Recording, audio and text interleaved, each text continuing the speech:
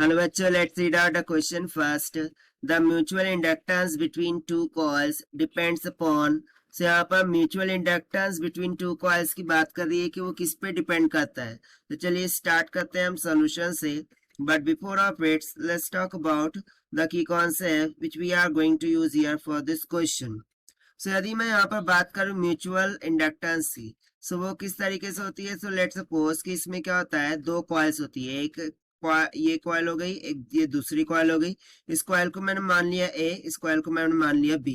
अब जब हम कॉइल ए से करंट को पास करते हैं, सो इसके अतराफ क्या होगा, मैग्नेटिक फील्ड प्रोड्यूस होंगी. और ये जो मैग्नेटिक फील्ड है, इससे जो फ्लक्स प्रोड्यूस होंगे, वो फ्लक्स इस बी कॉइल के साथ क्या करते हैं, लिंकेज करते हैं. And according to Faraday law of electromagnetic induction, जो फ्लक्स इसके साथ लिंकेज करते हैं, वो फ्लक्स इस कॉइल में क्या करते हैं, इंड्यूस करंट प्रोड्यूस करते हैं. ठीक है. सो इसको हम बोलते हैं म्यूचुअल इंडक्टेंस. सो इस म्यूचुअल इंडक्टेंस के कारण से हम यहाँ पर क्या बोल देते हैं कि जो फ्लक्स इस बी कॉइल में प्रोड्यूस हो रहे हैं, वो किसके इक्वल होता है, mutual inductance constant multiply by the current by which this flux is produce. So ये किस कारण से प्रोड्यूस हुआ है, जो भी ए कॉइल है उसमें से जो करंट फ्लो हो रहा है उस कारण से. That is why here it will be I of A. से यहाँ से देखिए जो म्यूचुअल इंडक्टेंस कांस्टेंट है m, that will be equals to the flux phi B divided by I A हो जाएगा. ठीक है. सो बेसिकली इसका फॉर्मूला क्या आ जाता है, this will be equals to phi B, इसको हम लिखते हैं mu naught into number of turns in first coil multiply by the number of turns in the B coil multiply by the area of B coil divided by the length of A coil multiply by the current of A coil. So basically यहाँ पर N A divided by I A होता है. Okay, let me write down this here. ये क्या होगा, N B, और ये N A के डिविडेंड में क्या होता है, आई ए होता है.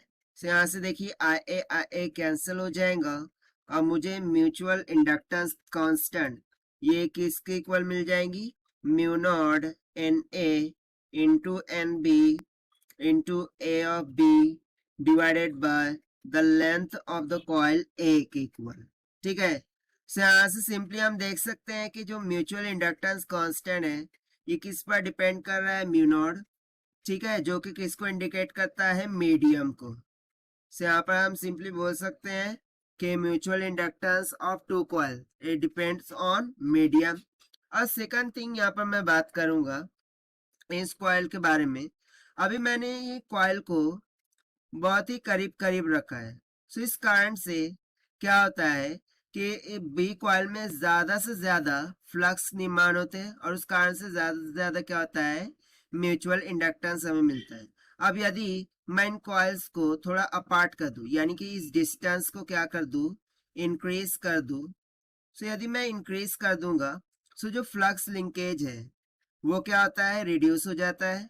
ठीक है, फ्लक्स लिंकेज फाई बी ये क्या हो जाता है, रिड्यूस हो जाता है, जिस कारण से इसका म्यूचुअल इंडक्टेंस भी क्या कर जाता है, डिक्रीज कर जाता है. So here you can also say that कि जो म्यूचुअल इंडक्टेंस है ये किस पर डिपेंड कर रही है, सेपरेशन पर. It is also depends on the separation. Separation ज्यादा होगा, सॉरी सेपरेशन का इनवर्सली प्रोपोर्शनल में हो जाएगा, क्योंकि देखिए सेपरेशन ज्यादा होगा तो म्यूचुअल इंडक्टेंस क्या हो जाएगा, कम. और सेपरेशन यदि कम होगा तो म्यूचुअल इंडक्टेंस क्या मिल जाएगा, हमें ज्यादा मिल जाएगा between this two coils. So basically ये सेपरेशन का कैसा होगा, इसको हम इस तरीके से लिख देते हैं कि mutual inductance will be the inversely proportional to the separation between the two coils and medium का वो डायरेक्टली प्रोपोर्शनल में होती है. सो ये हो जाएगा इसका आंसर, जो कि हमने सॉल्व किया by using the concept of mutual inductance से. Now let us take the option. So यहाँ से यदि मैं ऑप्शन ए देखूं सो वो करेक्ट है, मीडियम बिटवीन द कॉइल्स.